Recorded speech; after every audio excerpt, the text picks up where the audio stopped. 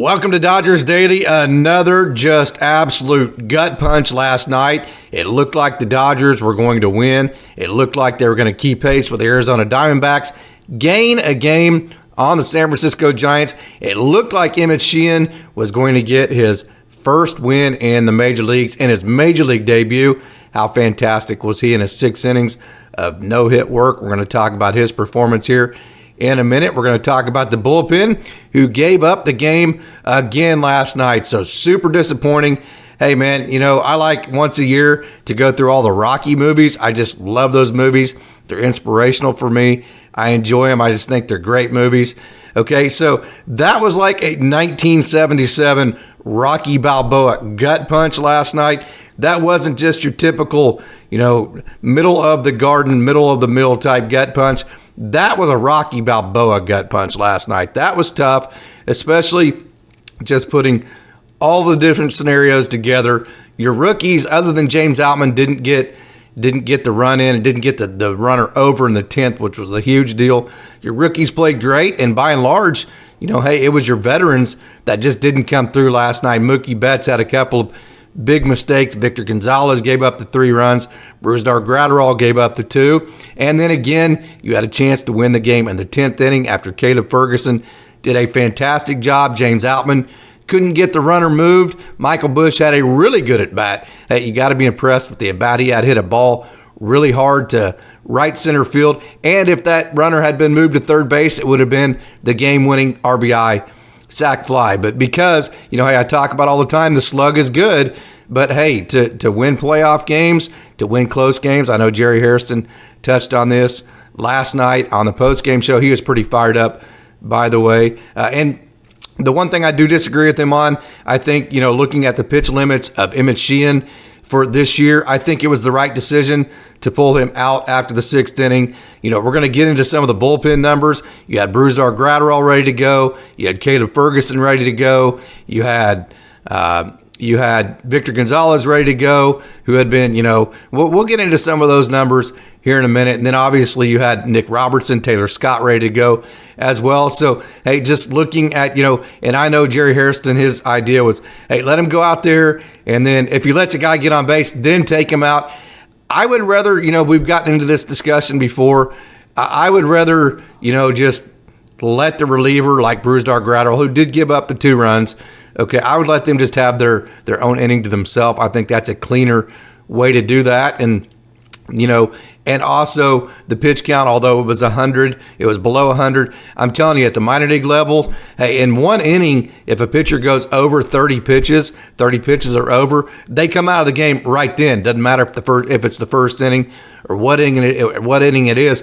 They do not allow any pitcher to throw over 30 pitches in one inning, and they are super, super careful with these young arms at the minor league level. So having said that, I think it was 100% the right decision to take out Emmet Sheehan. We're going to talk about the decisions that Doc made as far as the guys that he brought in from the bullpen. The only one that I disagreed with, and I put that out, this is not second guessing. You can go back to my Twitter and my Facebook group. Hey, join that Dodgers Daily Facebook group if you don't mind, or give Dodgers Daily a follow on Twitter, Instagram, TikTok, all those social platforms.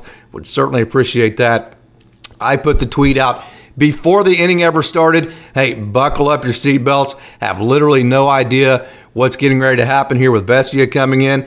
He is an emotional dude, so we'll see what happens. I put that tweet out before the inning started. I was not confident that he was going to come in, be able to come in the emotional state he's in right now. He went back to AAA. I got to see him quite a bit in Oklahoma City. He did well there. But having seen that, what I saw from, the underlying aspects of his performances, very, kind of roller coasterish emotions. Like, hey, when he's going well, everything's good. When he's not going well, he gets frustrated. And I just didn't think emotionally he was ready for that high leverage situation last night. And so I tweeted out about that. So when I say that, I don't like to second guess. That's too easy to do. That is a first guess. That was my opinion before it happened, and I still stick to that opinion. And I would have stuck to that opinion and been pleasantly surprised if I was wrong. I would have loved to have been wrong.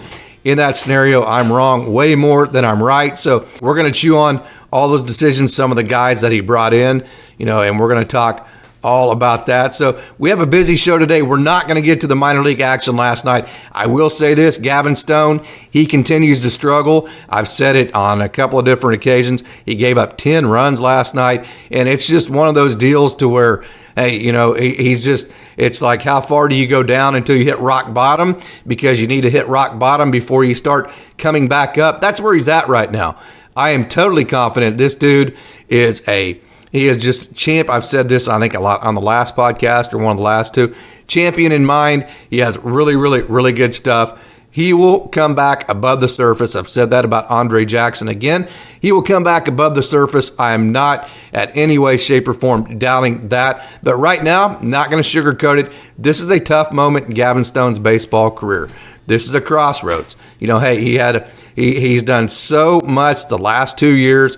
He had all the love coming into this season. He was the minor league pitcher of the year last year.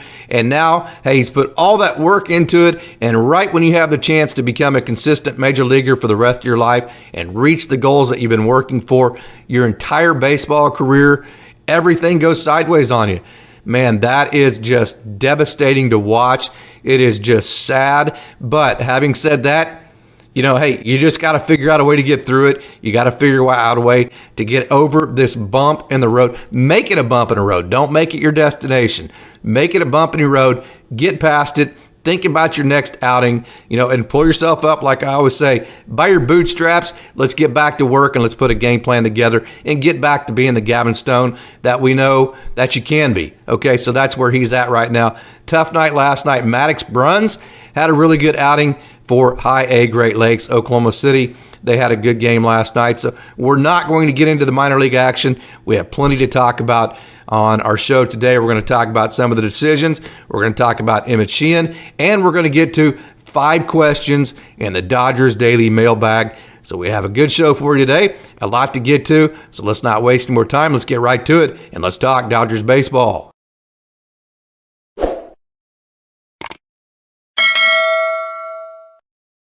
So the Dodgers lose 7-5 last night to the rivals, the Giants. Boy, what a gut punch. I mentioned a minute ago. This is 1977 Rocky Balboa fashion of a gut punch last night because of all the things that were going so well. You had the lead. The rookie, Sheehan, had pitched so well. By the way, Emmet Sheehan, 6 innings, no hits.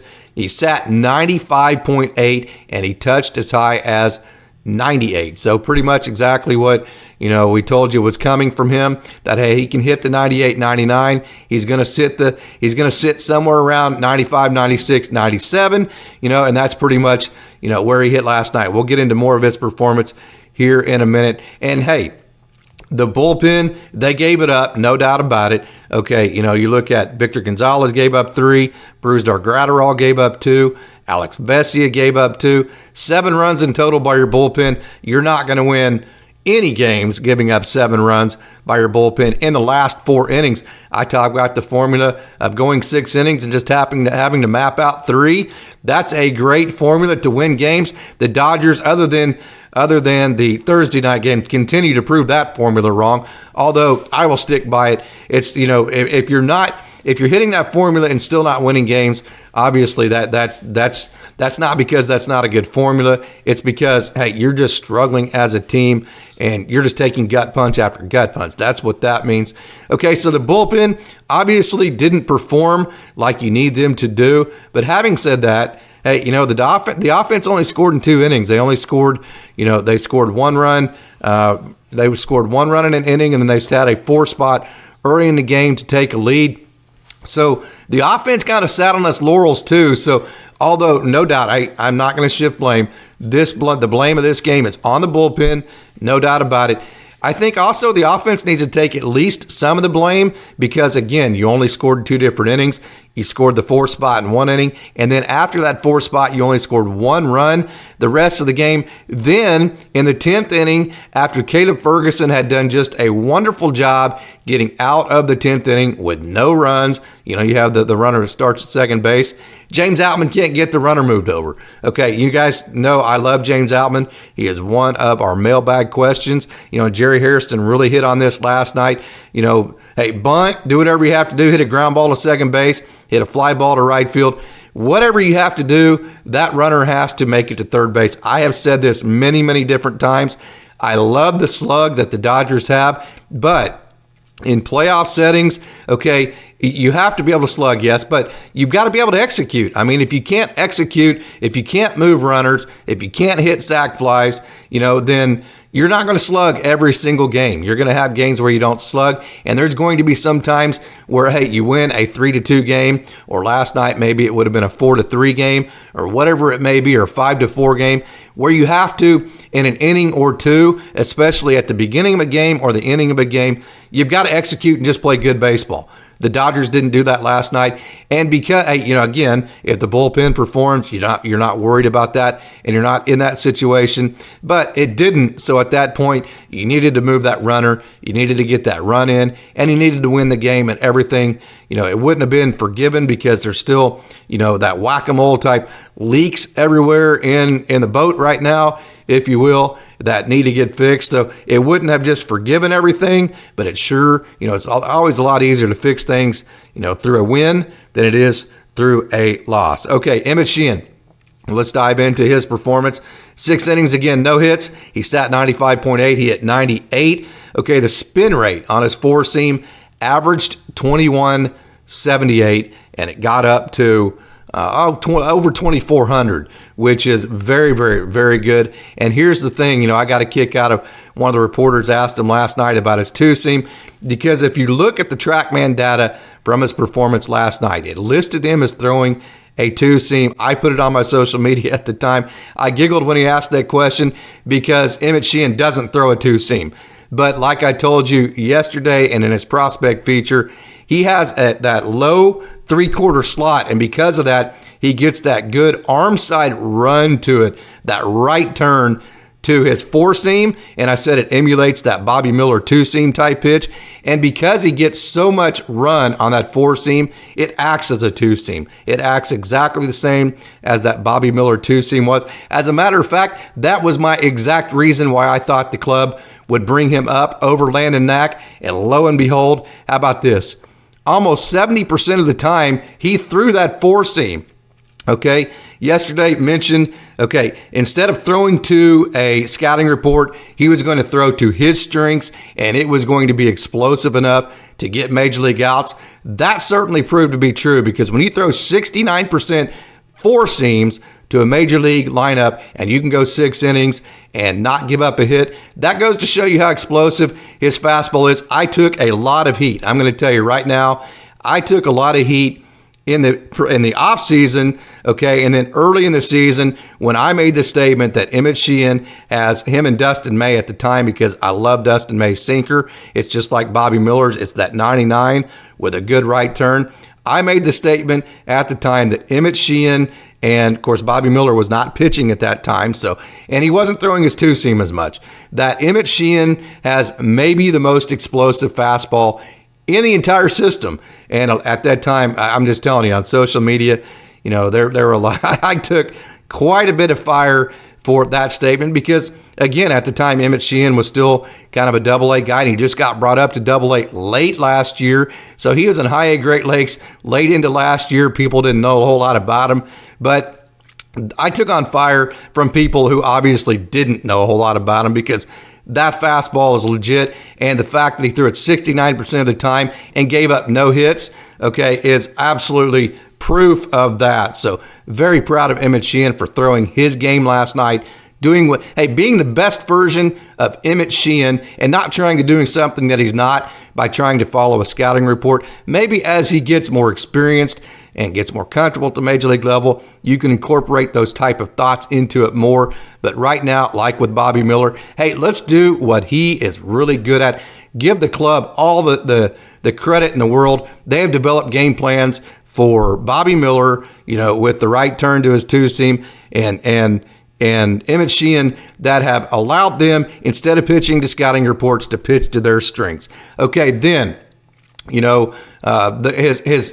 best secondary pitch, I have it on my article and in my prospect feature, easily the changeup. Okay, so when you look at last night, the way that the organization set it up, okay, almost 70% fastballs, four-seam fastballs. Then the changeup was the second most pitch. And then when you get yourself in position to strike, okay, when you get yourself in position to get a swing and miss type of out, then you go ahead and bury that slider, something that Emmet Sheehan did. So he used that fastball changeup combo to get all the strikes in the strike zone, to get himself in a position to be able to throw the slider as a go-to out pitch. And because of that, because the fastball and changeup did such a good job setting it up, he had a 25% whiff rate on that slider.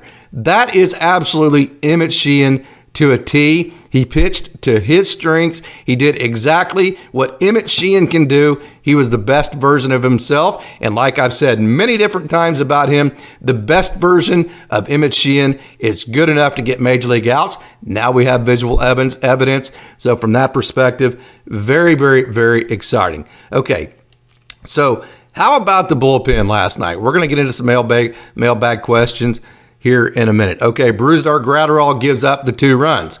Okay, but here's the deal about Graterol. Okay, Graterol's ERA on the year is 2.40. Okay, coming into last night, Graterol had gone scoreless in 4 outings in a row and in 15 of his last 16 outings. There was no way to foresee Brusdar Graterol coming in and giving up 2 runs. Again, sometimes it happens. It's baseball. Baseball is a hard game. Okay, but again, he had gone 4 scoreless outings in a row and had gone scoreless in 15 of his last 16 outings. So why would Doc not trust Brusdar Graterol in that scenario, especially when you have a 4-0 lead? Okay, and Brusdar Graterol had given up just 1 run in his last 15 innings. So, hey, that's an arm that you should have been able to trust. That's an arm that you throw out there, and it's the right decision to throw him out there in that scenario. And you just expect him to go out there and hang a 0, something he didn't do. Okay, Victor Gonzalez. He gave up the 3 runs. Okay, Victor Gonzalez, after last night, his ERA is 3.93.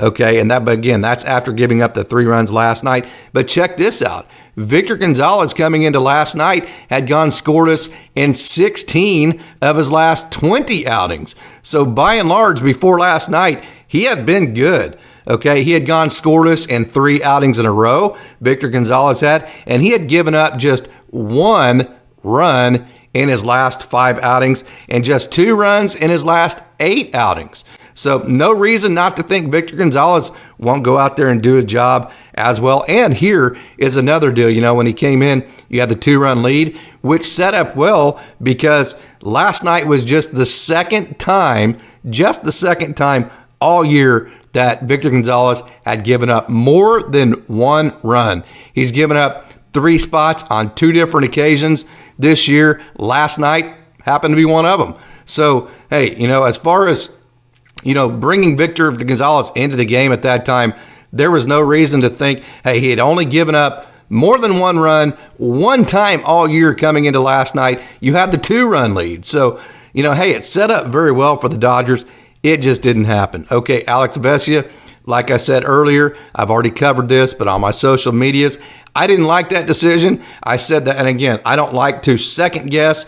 I like to first guess. If I didn't come up with it before it happened, there's no way I'm going to criticize it afterwards, after I already know the results. But you're welcome to go back and look at the timestamps of my social media on Twitter and Facebook.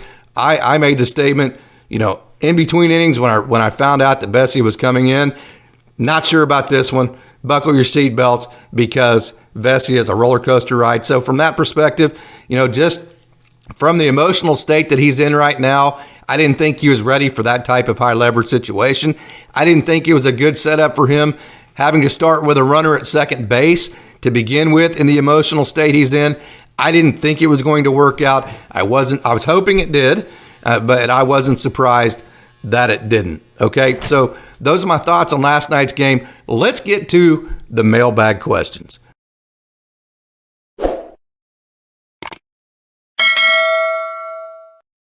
All right, question number one, the bullpen. Boy, we've talked about it. It's that whack-a-mole. It seems like every time you think you have this part of it figured out, it springs a leak, and then about the time you fix that leak, you spring a leak over here, and it's with guys who, I've already talked about the numbers today, that have either been good this year or certainly have been good in their careers in the past, that you want to give enough runway to get back to the type of pitching like a guy like Yency Almonte, who was fantastic last year, alexvesia. You're trying to give those guys runway to get back to be the type of pitchers they were last year. So, okay, what would your bullpen rotation be? That was question number one. Okay, so if the playoffs started tomorrow, okay, I've said the formula. You tell your starters, hey, I need 6 innings out of you. I need 4 runs or less, hopefully less than 4 runs. Okay, and then at that point, every single day, okay, Evan Phillips, Caleb Ferguson, Shelby Miller, Brusdar Graterol. I would use Phillips, Ferguson, and Miller 1 inning every game. That's your 3 innings. If your starter goes 6, there's your 3 innings. And then I would rotate Brusdar Graterol in there maybe as a replacement to Shelby Miller, and then Caleb Ferguson would be the left-handed guy to face the left-handed matchups. So I would shrink it down. So many times, this happens like in basketball teams as they go throughout a game and throughout seasons. You start with, depth of like an 11-man rotation, and then whenever it gets down to crunch time, you reduce that down to maybe 6, maybe 7 guys. So I think right now, if the playoffs again started tomorrow, Evan Phillips would pitch in every single game. Caleb Ferguson would pitch in every single game. And then I would rotate between Shelby Miller and Brusdar Graterol. And one of those two would pitch in every game as well. Okay, so the guys that are what I call on watch for the trade deadline, okay, so those guys are Yency Almonte, okay, because just too much inconsistency this year.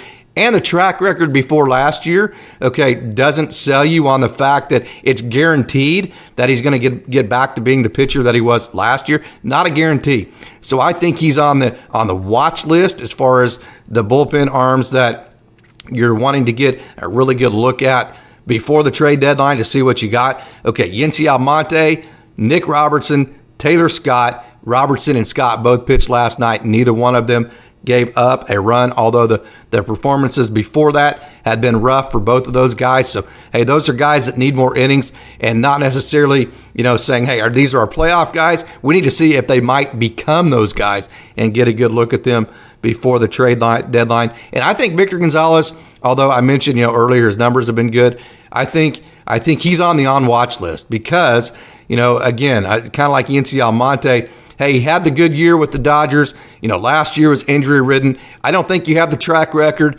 to just say for a guarantee, hey, if we start doing this, this, and this, Victor Gonzalez will get back to being the exact pitcher that we had in 2020. I don't think you can guarantee that. So for that perspective, I think he's on the on-watch list. Evan Phillips has been good this year. I think you have enough track record with Brusdar Graterol. I think Caleb Ferguson has, the good enough stuff, and I think he's shown recently that you can trust him. And, so that's who I would go with. Phillips every day, Ferguson every day, okay, and then a mix of Graterol and Miller, and then your on-watch guys are Almonte, Robertson, Scott, Victor Gonzalez, and then, hey, maybe bring up a landonknack, maybe bring up a Nick Nastrini, maybe a Kyle Hurt, maybe a Nick Frasso, who threw last night for the AA Tulsa Drillers and extended. So it looks like Frasso is, he's getting healthy again and getting in a position where he can throw multiple innings. Maybe bring up a guy like that and evaluate them like you did Emmet Sheehan last night. Okay, question number 2. Who are the prospects that you think provide enough prospect capital to get a starter that would be a top-end starter? Okay, so, all right, hot take of the day. And now you need to understand, I am a prospect hugger, not in the sense that I want to keep all the prospects for the Dodgers and just hoard them in a system and keep them for the Dodgers. I cover these guys, and hey, if they're not getting their clearest path to the major leagues, I want the Dodgers to trade them and get somebody in turn that they can use at the major league level, because I want every one of these prospects to have the best chance possible to make it to the major leagues. If it's not with the Dodgers, fine, but kind of like Ryan Noda, who's with the A's right now and doing very well. I believe he leads the American League in on-base percentage. His average is over 260. His OPS is somewhere around 900. Not a surprise for me. I want, situations like that. I would rather him be playing for the A's right now at the major league level than be stuck playing first base for AAA Oklahoma City, still in AAA. So I'm that type of prospect guy. So when I say, hey, here are the guys that I would trade, this in no way, shape, or form means that I don't think that they're great players, that I'm not super high on them, but I think they're guys that, hey, that the Dodgers are very deep at their position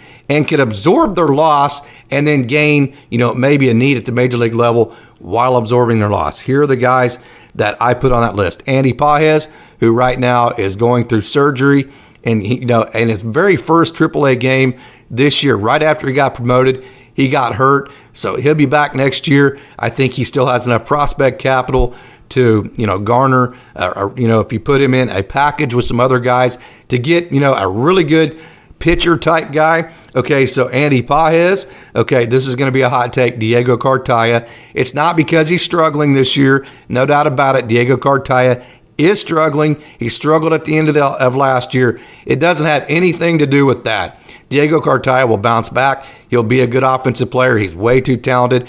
It's just simply because the Dodgers right now have Will Smith, who in my opinion is the best catcher in baseball. Then they have Carson Taylor, who is massively underrated. Then they have Dalton Rushing. Then they have Yainer Fernandez. Then they have Jesus Scalise. Then they have Tyron Lorenzo. Then they have Jorge Puerta. You have all of these guys. And then Frank Rodriguez, who has been playing very well as of late for High-A Great Lakes. You have all these wonderful catching prospects that kind of like the Keibert Ruiz situation with having Will Smith and Diegocartaya, Carson Taylor, and these guys. You can trade Diegocartaya, put him in a package with somebody else to go get a top-end starter, and you can absorb that loss. So I would not hesitate to trade Andypages, Diegocartaya. I think the Dodgers have plenty of outfield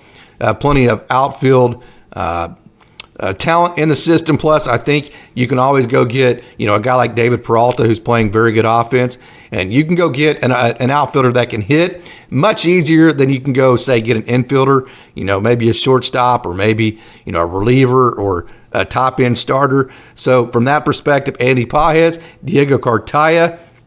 Okay, michaelbusch. Now, not because you guys know how high I am on his hit tool. Now, I hope the Dodgers, the path is that he ends up being the starting third baseman every day. If they don't, I know Max Muncy has a $10 million option next year, so they'll probably pick him up. But I would like to see michaelbusch, I've said it a million different times, get 300 major league at-bats. So I hope it's with the Dodgers.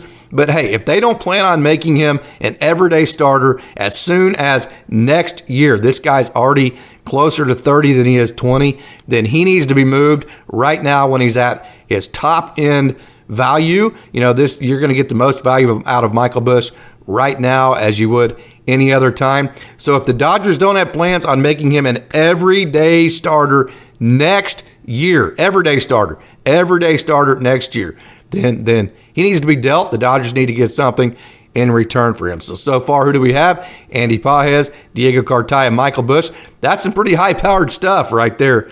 Okay, so Gavinstone. Okay, and again, it's not because Gavinstone is struggling right now. It's simply because I think the Dodgers, with their system, they do a better job with riding four-seam type guys, tumbling changeups, slider type stuff guys. I don't think they do quite as well as an organization with guys that need to throw two seams to the bottom of the zone to move the ball. I call that old school. Hey, if you grew up in the 80s and 90s, hey, locate, keep the ball down in the zone, and movement is better than velo. That's how we all grew up, no doubt about it. Okay, I don't think the Dodgers do as well with pitchers like that as they do the Bobby Millers, the Emmet Sheehans, the Nick Frassos, the Nick Nestrinis, the Kyle Hertz, the guys that just throw 98, 99. They get some horizontal movement to it, and they can overpower hitters with their fastballs. Then they can throw tumbling changeups and left-turning sliders. I think the Dodgers do better with that style of pitcher. So from that perspective, I think Gavinstone, hey, I think he could be a great major league pitcher. Go to an organization that embraces the sinker at the bottom of the zone, that embraces the movement, that embraces location. Give him runway. You say he gets traded to another organization. They say, hey, Gavin, you're a starter on this team, this entire year. We're going to give you this entire year to see what you can do. Just relax and be Gavin Stone. I think at that point, he would be a very successful major league pitcher. Not to say he can't do it with the Dodgers, but, hey, it's a struggle for him right now. So from that perspective, I wouldn't hesitate to move Gavin Stone. And also, it's, again, another position that the Dodgers are absolutely loaded. I mean, completely loaded as far as pitching goes. So although Gavin Stone is great, you can absorb that loss because we saw Emmet Sheehan last night, Bobby Miller, you have Nick Frasso, you have Kyle Hurt, you have, guys like Alec Gamboa, John Rooney, and all these starters down, Nick Nestrini. I'm going to miss somebody at the AA level, so I'm going to stop right there, that are just awesome pitchers. We've seen going straight from AA to the major leagues, Emmet Sheehan do it. So from that perspective, I think you can absorb that loss. And then landonknack, I think he's another guy. He's in the michaelbusch category. Hey, either use him or move him.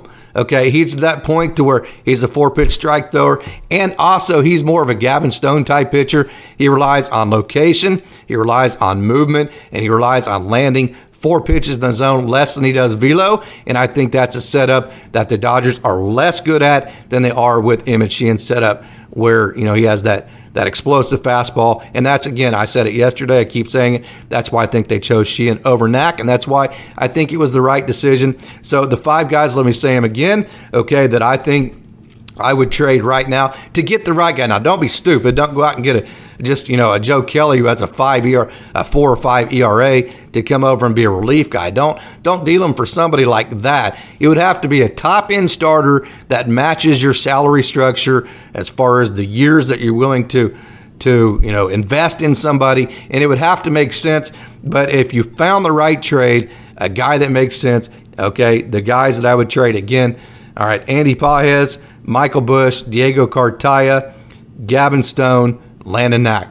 Those are the guys that I would get aggressive with at the trade deadline. Try to find exactly what you need, whether it be a reliever, it would have to be even somebody who's elite, okay, or whether it be a top-end starter. Find what you need. Those are the 5 guys I would do it with as far as a trade package.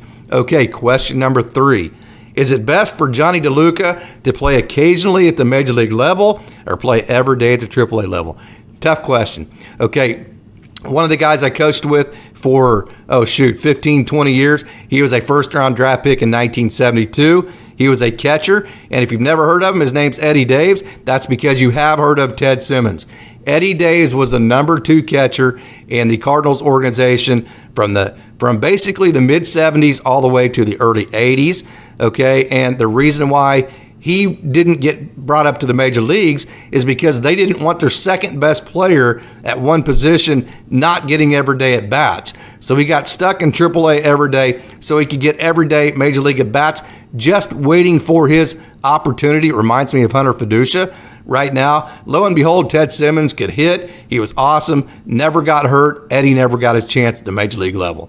Okay, so having said that, okay, if Jonny DeLuca gets sent back to AAA, it's not because he's not really good. It's not because he's not the second, but it's probably because he is good, and the Dodgers think so much of him. They don't want to waste days without him getting at bats and make him rusty and that kind of thing. I actually talked to Luke Williams about this. He said, hey, you go up, it's exciting, it's great, but then all of a sudden you realize, hey, guys come back, you start not playing, and he point blank said it's really tough to do. So I think it was great to get Jonny DeLuca up. I think it was great to get that taste in his mouth, to get the major league experience underneath his belt. Okay, at some point, I think we're probably right to it. If you're not going to start him and give him every day at bats, then he needs to go back down. just simply because he needs those everyday at-bats. That's a balance. I think to this point, it's all been good for Jonny DeLuca. I think we're at the point right now to where he needs consistent at-bats no matter where they're at. Okay, now obviously Johnny would probably kill me for saying that because nobody would rather be in AAA than in the major leagues. But having said that, I'm talking about the long run. I think in the long run, it would be better. It's gonna help Jonny DeLuca stay in the major leagues longer if he gets consistent bats. Tough question, but that's my answer on that. I think that time is coming where you have to evaluate, hey, what is our game plan with Jonny DeLuca? Does that question of the everyday at-bats versus the major league experience, I think the Dodgers are going to have to address that very shortly. Those are my thoughts on that. Okay, next question. Do you think James Outman will come back around? Okay, obviously, there's nobody more confident in James Outman. He is an absolute dog. I love James Outman. Okay, struggles. I think everybody thought there was going to be a struggling period at some point. I don't think anybody thought, including myself, that it would be this extensive. I'll say this, in the last 3 games, and I've made this comment on social media a couple times, he's looked more decisive. His swings have had more confidence behind them, and to me, he has just looked much more like a confident hitter. There's been times to where he had at bats where he just went, man, he's fighting it right now. He's struggling. Just didn't look confident, didn't look decisive. I don't see that in him right now. I see decisiveness. I see a guy that's starting to take pitches again. I see a guy that's seeing the ball, and he's not anxious, and he's allowing the game just to kind of come to him and starting to swing at least more at the right pitches. I see that, and that's usually the precursor to more success in the future. So we'll see, but I do think James Outman will break out of it, obviously. I think he's in the beginning processes of that for the reasons I just gave. Okay, the last question for a mailbag today. What are your thoughts on Miguel Vargas? First of all, super impressed with the way he's played second base. Miguel Vargas, he is a typical Dodger in the sense that he is not going to swing at pitches that are out of the strike zone. That's very good for him, okay? And I may do an entire video on this, but Miguel Vargas, in my opinion, this is totally my opinion, I could be wrong, he is more of an east-west bat angle hitter, okay? And in my opinion right now, he's trying to hit like a north-south type hitter, and there's big differences to that because when you're an east-west hitter, to get to that inside pitch, you got to stay behind the ball a little bit better. You got to get your hands out in front of it a little bit more. There's just some nuances I could get into that are really geeky that I don't want to get into on this show. Okay, so because in my opinion he is an east-west hitter, but trying to hit like a north-south hitter, like say a JD Martinez type guy, I think the inside pitch is eating him up because he's trying to get to that inside pitch the way that he always has as an east-west hitter, but because his bat angle was more north and south, it's jamming him, okay? And I think it's just strictly a mechanical issue. I think it's a tweak that he has made. I don't have any inside information on this. This is just what I've seen with my own eyes. I have thrown a couple of pictures out there to show the visual evidence of it. And from that perspective, I don't think he's handling the pitch on the inner half as well as he should. And he's not taking that pitch on the outer half, quite frankly, to right center as well as he did, in the past. Of course, it's major league pitching, so that could be all of it. I mean, it could be just 100% that, hey, he's facing major league pitching, and that's why, he's not exactly to where we hoped that he would be at this point in terms of his numbers. But the first thing I would do if I was working with him, and again, don't get me wrong, the Dodgers have the greatest instructors in the world, a lot of guys that know a hell of a lot more about it than I do. I would make him back more to an east and west guy. I would get him balanced. I would get him staying behind the ball to where he can get his hands and just let his hands work, because his hands are fantastic. That's what I would do with him. Okay, so we'll see how it goes there, but those are my thoughts on Miguel Vargas, and that is our show for you today. So, hey, thank you for all of you who sent in questions. I'm going to have a mailbag every Saturday, so in the comments, either leave me a question in the comments, DM me, on Twitter or Instagram, or you can send me an email at casey.porter73, that's casey.porter73 @gmail.com. We will have a mailbag session on every Saturday show from here on that has been requested, and that's what we're going to do. So, hey, thank you for tuning in, and as always, So hey, thank you for tuning in, and as always, go Dodgers.